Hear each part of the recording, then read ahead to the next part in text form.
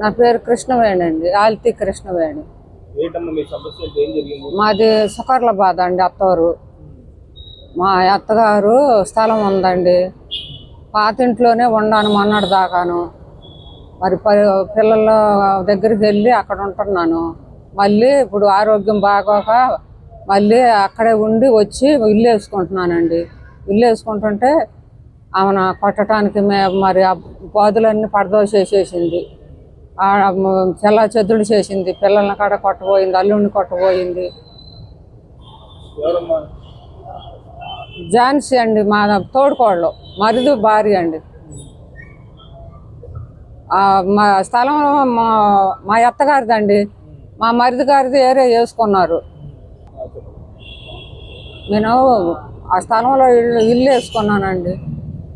బాదులు పాతుకుంటే ఆమె వచ్చేసి ఇల్లు వేస్తాకి కుదరదు, ఇది నా కూతురికి ఇవ్వాలి, ఇది నా కూతురికి పేరునుంది, మేము కొనుక్కున్నాము, మా అత్తగారి స్థలం అండి అది, మేము కొనుక్కున్నాము, నా కూతురికి ఇవ్వాలంటుంది. నేను కాదు, ఇది నాకే చెందాలి, ఇది మా అత్తగారిది, మీ అత్తగారిది కాదు, నేనే ఉంటాను ఇక్కడ అని అంటే, నువ్వు వంటాకి ఇల్లేదు, ఎప్పటికైనా కానీ నిన్ను వండను, నిన్ను తోలేసేస్తాను, పడేసేస్తాను అందండి. ఇల్లు వేసిన ఇల్లు ఈ రాత్రికి పడేసేస్తాను, ఏమైనా సరేను, ఎవరో కోడు రోడ్లను తీసుకొచ్చి పడేసేస్తాను, ఇదంతా బాగు చేసేసుకుంటాను నేను.